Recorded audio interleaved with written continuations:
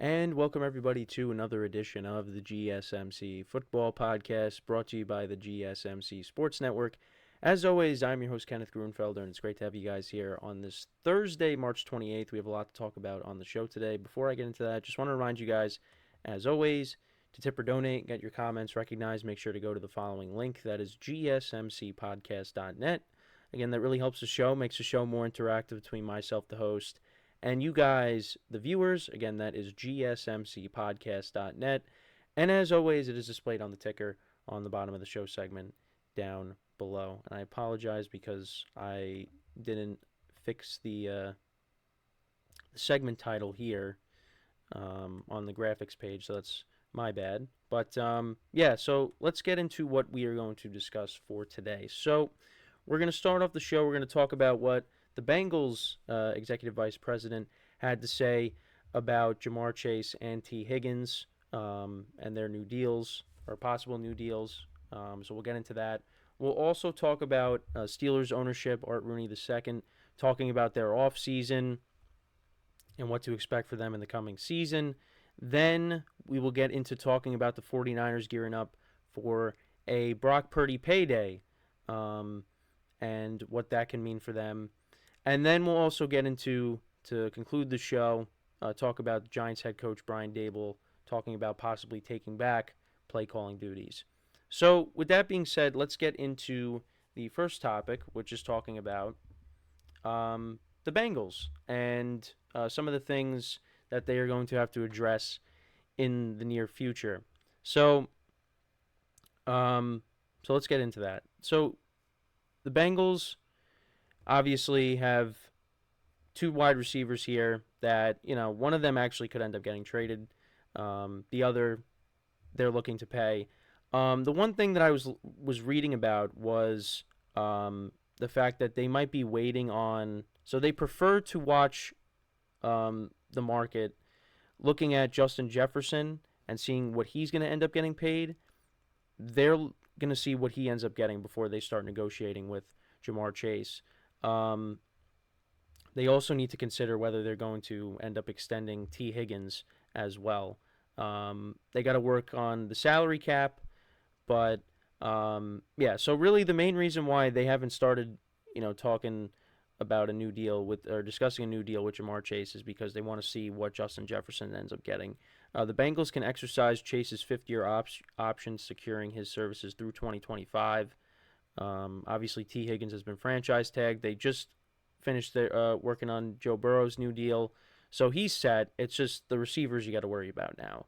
And obviously, T. Higgins, earlier in the offseason, he did request a trade, so we'll see if that ends up happening. But the Bengals, I think, at least are going to try to work something out with him before they have to cut ties with him and have to possibly trade him. But the one thing that was talked about, at least in the article that I was looking at, is that Katie Blackburn, which is the EVP, she talked. So she was asked about the the negotiations with Chase and T. Higgins, all that stuff. She said, "We haven't started. That's sort of the new thing, is just to piece together some of those things to consider and give it some thought. And like I said, I can't say for sure where any of it will go, but we certainly are going to study on it and see what we can figure out to try to get the best result we can for the club one way or another." She also said, "We like these guys. We have to work within the salary cap, so we have to figure out what that will mean and how it can all stay together. That's just what we have to work on and see where it takes us." But she also said for Bengals fans to remain patient throughout this whole process. But yeah, I mean, they got some big decisions that they have to make because, I mean, these are your top two wide receivers, and Tyler Boyd is still a free agent. So I don't know if the Bengals are going to end up bringing him back, but I think, the Bengals are going to do the best they can to try to, keep both guys. I mean, Ja'Marr Chase, I think, is definitely going to get his new deal. I think what's probably going to end up happening, and this might happen with some other wide receivers as well, like Brandon Ayuk, for example, where you're prioritizing paying other players, which is going to have to lead you to, getting rid of some players. And if they're not able to agree on a new contract with T. Higgins, he's probably going to end up being traded. And I think the Bengals, will be fine, although they're going to take a hit because T. Higgins is a talented wide receiver, and he's been productive for them ever since they drafted him. But I think for me, it seems like they are going to prioritize making sure that Jamar Chase is still with this team. And I think, unfortunately for T. Higgins, he's going to be the odd man out. But that you see that all over the place. I mean, you're not going to be able to keep everybody. And how many times have I said this? They're not going to be able to keep, everyone. And look at what they did with Joe Mixon. They had to, cut ties with him. You bring in Zach Moss on a cheap deal, who had a productive season last year with the Colts. You cut ties with Mixon. They can't keep everybody. And they let Tyler Boyd go. And Tyler Boyd is still not on a team yet. I'm curious to see where he ends up.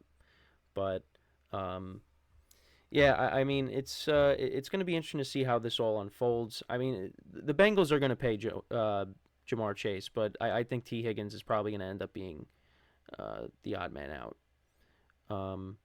But, yeah, I mean, basically, like in the article, negotiations are expected to take time, and they want fans of the Bengals to be patient, that this is all going to work itself out. But this is a big year coming up for the Bengals. And Joe Burrow's rehab I saw was going well. I believe it's something that Zach Taylor said, their head coach. Everything's going well with that. So, yeah, it's a big year for them. They're looking to bounce back, get themselves back into the postseason after not making it in 2023. But that was, basically due to the fact that Burrow got hurt. And that kind of I mean, Jake Browning gave them a shot, but again, it was never really a lock that they were going to get in. Again, because of how competitive the AFC is, it was going to be very tough for the Bengals to make it. And Jake Browning, give him credit, played well, but a couple of games, I mean, they lost to the Steelers in Pittsburgh and losing to Kansas City. They had a 10-point lead against the Chiefs, but they couldn't hold on to that. So, they fell a little bit short, but, they'll be back in 2024. If they're healthy, if they got a healthy squad, they're going to be one of the top teams in the AFC. And that has a lot to do with Joe Burrow's health. If he's healthy, yeah, they're going to be right there. And they're going to be one of those teams that's going to try to dethrone the Chiefs that I think has the best chance to do so because they've already done it. But yeah, I mean, I talked about how they brought in Zach Moss. They also, added Mike Gesicki, the tight end. So I mean, we got to keep an eye on what they end up doing with T. Higgins and Jamar Chase. But like I said, I think Jamar Chase ultimately he's going to get his money. I think T. Higgins is going to get his money, but it might be elsewhere. Now, where's that going to be? I don't know. I mean, how many times do I say I would love for, one of my teams to get him? But somebody's going to pay him. It just might not be the Bengals. And it's going to be interesting to see if he does get traded before the 2024 season because, they franchise tagged him. He requested a trade, but nothing has happened yet. I mean, maybe there's a scenario where it happens on draft night because we've seen, A.J. Brown get traded on draft night. We've seen, I think Marquise Brown also was traded on draft night as well. So it has happened. So maybe there's another scenario where that also happens. Maybe, the Bengals, they, trade with someone and they trade up to get a receiver. Maybe. I don't know. Again, that's just a hypothetical, but I don't know. I'm just throwing that out there. But because if the Bengals don't trade him and he's still under the franchise tag, is there a scenario where he holds out and doesn't play? And then that has to force the Bengals' hand to look for a trade and trade him. I don't know. But at the end of the day, it's a business. And, I'm not T. Higgins, but, the Bengals, I think you're in one of the best situations in the NFL. You're playing with one of the best quarterbacks in the NFL. You're part of a great wide receiver duo. You're in a great situation, and maybe you don't have a say in where you end up getting traded. So it's.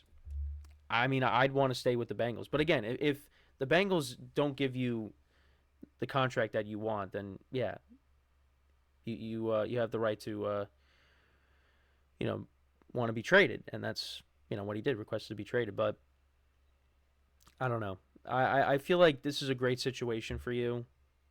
You should want to stay here, but I don't know. We'll see. I mean, again, if the Bengals give him a contract that's just not worth it, then yeah, I mean it makes sense on his end, but also yeah, I mean it seems like for me they are prioritizing paying Jamar Chase, and yeah, I mean that probably has to rub T Higgins the wrong way, but again, it's a business, so like I said, I think eventually it's gonna end up being him traded somewhere else, going somewhere else, and getting paid elsewhere. But only time will tell. Only time will tell. And if that ends up happening, that's a big loss for the Bengals. It just is. It's not going to be easy to replace. He's been a very productive wide receiver for them. And, they had a great trio of wide receivers, but two of those three might not be on the team next season. It's going to be Jamar Chase, and other guys are going to have to step up. Now, Tyler Boyd is still out there. I keep saying that. If they end up trading T. Higgins and Tyler Boyd is still a free agent, then maybe they reach out to Boyd and say, hey, do you want to come back on a home discount? See what he says. I mean, again, he's probably looking to get paid as well, even though he's still out there. Nobody has signed him yet. So, but like I said, only time will tell. Only time will tell. So, but like I said, Joe Burrow, his rehab is going well. So that's the other thing too. You got to make sure Burrow is healthy. Because if he's not, then the Bengals Super Bowl aspirations don't exist, really. Again, Jake Browning played well for them, but I mean, if you're going into the season with Jake Browning starting and Burrow's not healthy again, yeah, then and all the stuff with them dethroning the Chiefs, that goes out the window as well. So, but yeah, I mean that's pretty much it when talking about this topic.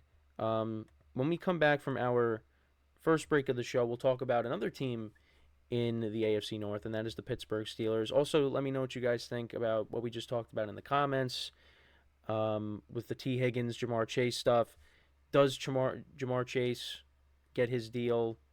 Does well, really, the real question I actually wanted to ask is, does T. Higgins end up getting his money elsewhere? And does he indeed get traded? Let me know. Because, again, that's something to keep an eye on, in the coming months. We'll see if that ends up happening, if he ends up getting traded somewhere else. But we'll see.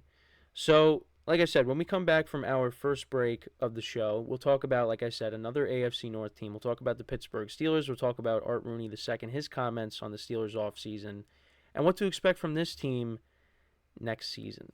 So, with that being said, stick around, and we'll be right back here on the GSMC Football Podcast.